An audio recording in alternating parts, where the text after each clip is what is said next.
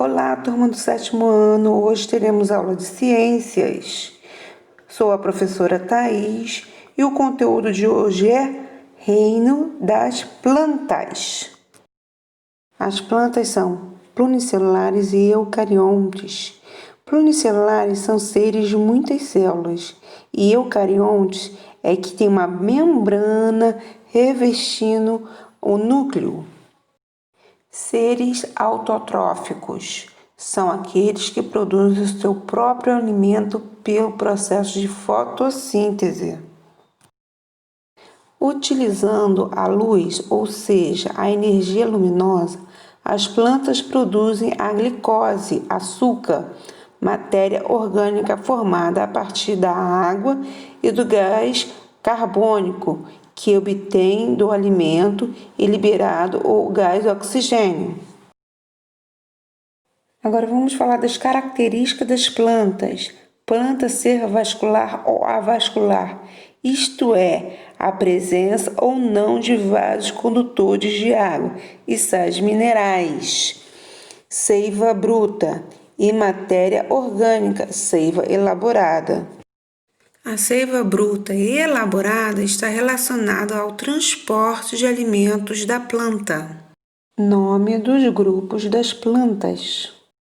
Criptogama, palavra composta por cripto, que significa escondido, e gama, cujo significado gameta, estrutura reprodutiva, planta que tem estrutura reprodutiva escondida, ou seja, sem semente. Fanerogama significa visível, portanto, planta que tem a estrutura reprodutiva visível. São plantas que possuem semente. Gimnosperma. Esta palavra significa planta com semente ou descoberta ou semente nua.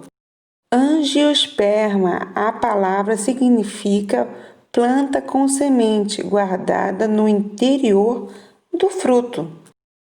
Agora nós vamos falar do grupo briófitas.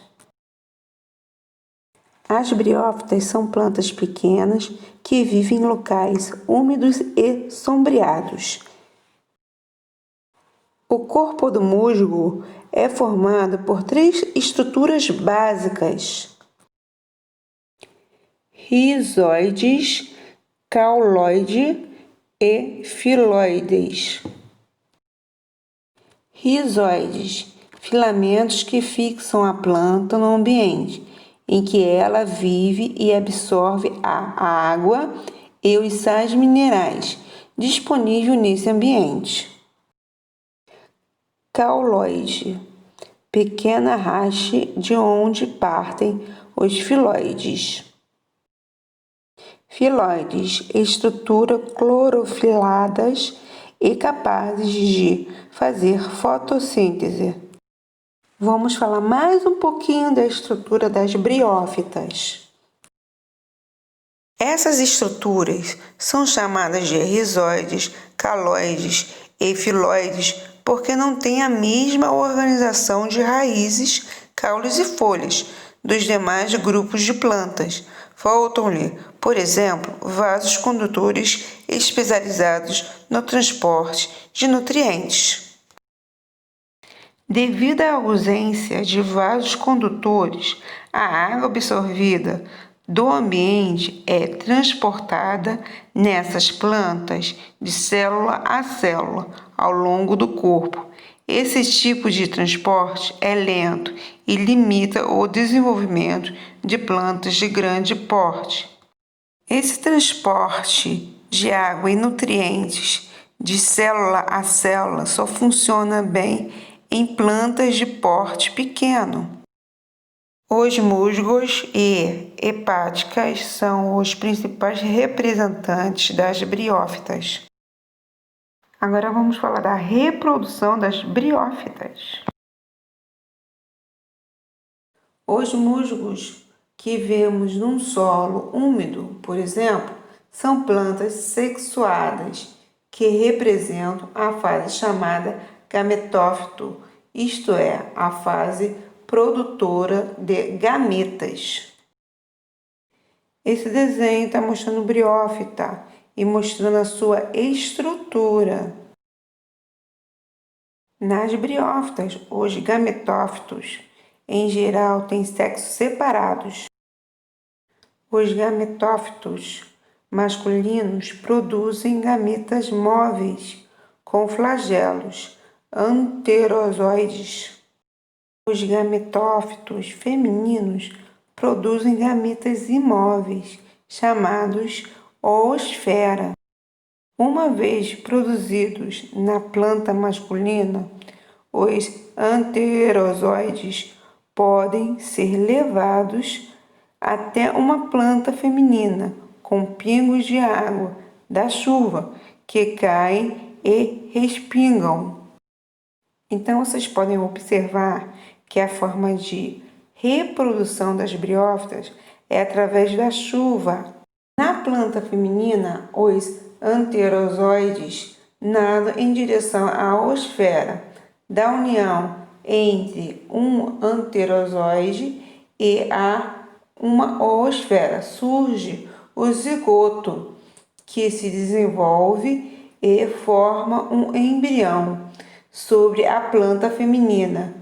E em seguida, o embrião se desenvolve e origina uma fase assexuada, chamada esporófito, isto é, a fase produtora de esporos.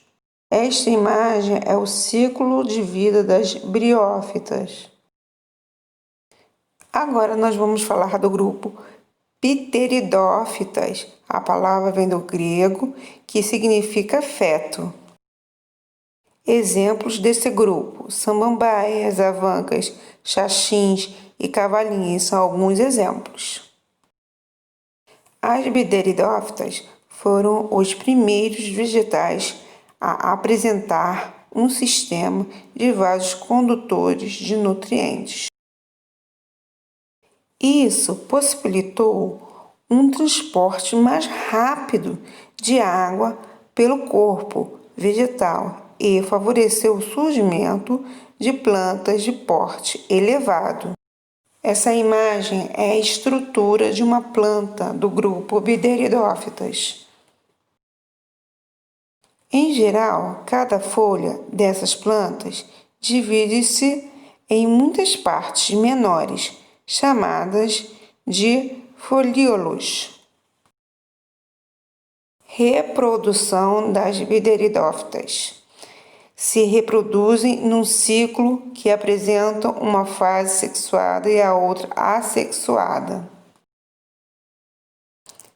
A samambaia é uma planta assexuada, produtora de esporos, e ela apresenta a fase chamada esporófitos. Esta imagem está representando o ciclo de vida de uma pteridófita. Na superfície inferior das folhas das samambaias formam-se pontinhos escuros chamados soros. O surgimento dos soros indica que as samambaias estão em época de reprodução. Em cada soro são produzidos inúmeros esporos. Quando os esporos amadurecem, os soros se abrem, então os esporos caem no solo úmido. Cada esporo pode germinar e originar um prótolo. Chegamos no fim de mais um conteúdo. Se precisarem fazer perguntas, podem fazer por aqui. Tchau, tchau e até o próximo conteúdo.